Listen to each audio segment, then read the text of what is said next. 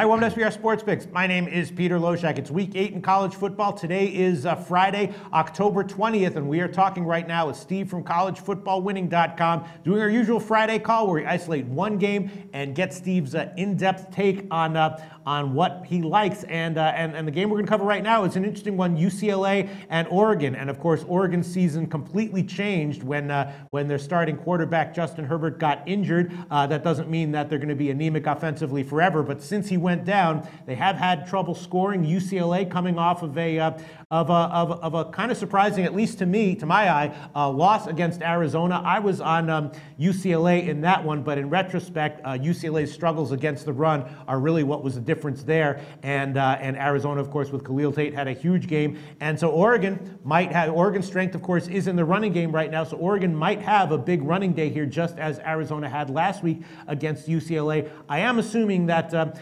quarterback Josh Rosen is going to have a bounce-back start here against Oregon. And I do have a play on this game that I bet, and I'm going to add onto my official weekly record, and that is going to be on the over. Now, I'm a little bit surprised that the total has gotten bet down from 70.5 all the way down to 67 or 67.5. And I know the Sharps were on the under in Oregon's game against Stanford last week, which they cashed with.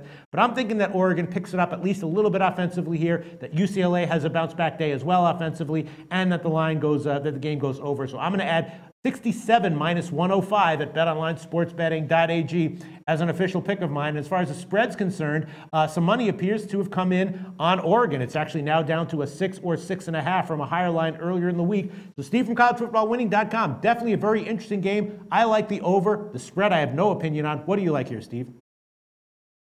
A very interesting breakdown, Peter. Yes. It's fascinating. In this matchup, I think there's value on the spread based on personnel. So I will elaborate here. So personnel, Oregon starting left tackle, his name is Crosby, and their starting right guard, his name is Pisarcik. They appear to be out for this game. Both had concussions and did not practice at all this week. Both are seniors. Crosby, the left tackle, he's Oregon's most experienced offensive lineman. Both look to be replaced by underclassmen. So this is a personnel matter. Running back, Tony Brooks James, who currently has the second most carries this year, second only, of course, to Royce Freeman. He probably won't play due to a concussion issue, and he is also their leading kick returner. They even put him in at wide receiver, and it looks like he's not going to play in this game at all. Starting quarterback, you already talked about it a little bit, Justin Herbert is out. Oregon with their starting quarterback, when Herbert was starting for them, their margin of victory against the spread so far this season with Herbert as their starting quarterback was plus 22.5. So that breaks down to plus 4.5 points per game. So you can think of that as they were undervalued by about 4.5 points per game on average when he was their starting quarterback.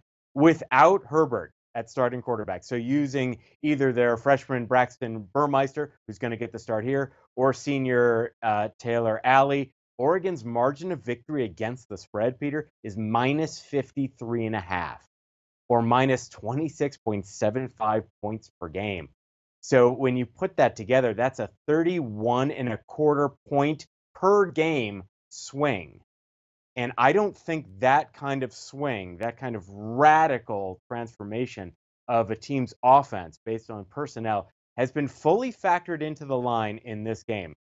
By our numbers here at collegefootballwinning.com, we think line makers have adjusted Oregon's power rating down by somewhere between a touchdown and 10 points, depending on how it's calculated. Yet we think that adjustment should be much greater based on personnel changes here. As for UCLA, we think line makers have adjusted down UCLA's power rating since their last game at Arizona. You already talked about it. They lost by 17 points, 47-30. We actually do not think that UCLA should be adjusted down at all for that game for a couple of reasons. Number one, you mentioned him already, Arizona's quarterback phenom, Khalil Tate. He's just exploded onto the college football scene in really just the past couple of weeks. So I see him as really an anomaly. Tate had 230 rushing yards against UCLA, but he had 327 rushing yards the week before at Colorado. And the second reason that I don't think UCLA's power rating should be adjusted down based on last week is turnover margin.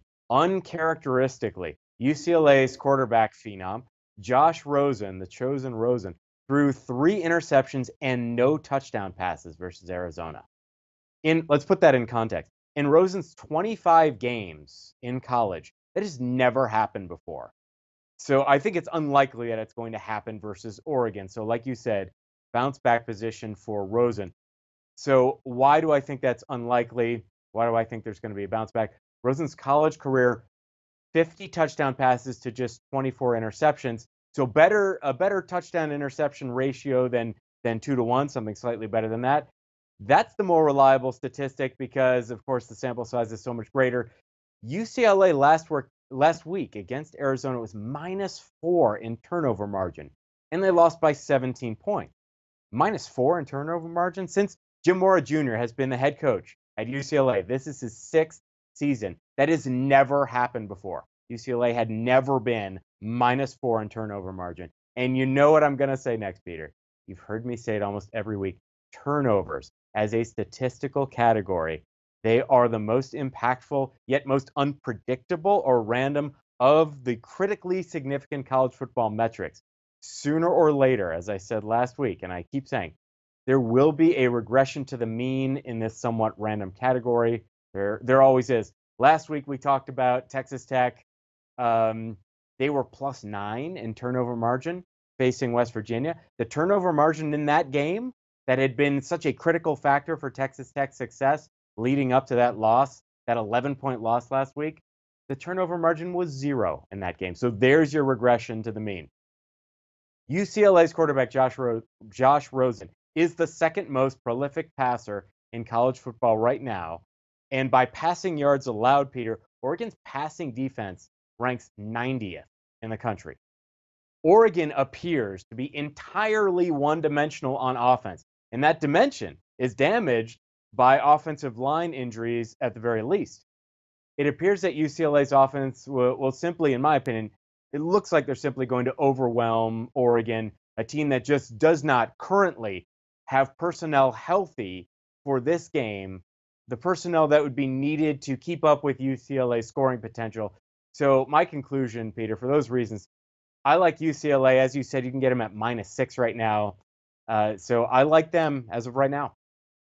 Yeah, it is -6 is one of the widely available lines at 6 or 6.5. So I'm concerned. I actually wasn't aware of all the injuries that Oregon had on offense, and I did kind of do my extensive research into this one, so I'm not sure why I didn't pick that one up. Sounds like then that you're expecting another anemic offensive performance for Oregon, and would absolutely not like a play on the over. I don't have an opinion on the over right now. I'm going to stay away from it, and the reason is I have talked about the anemia that is plaguing Oregon's offense. However, I did not talk about how horrific UCLA's rushing defense has been overall.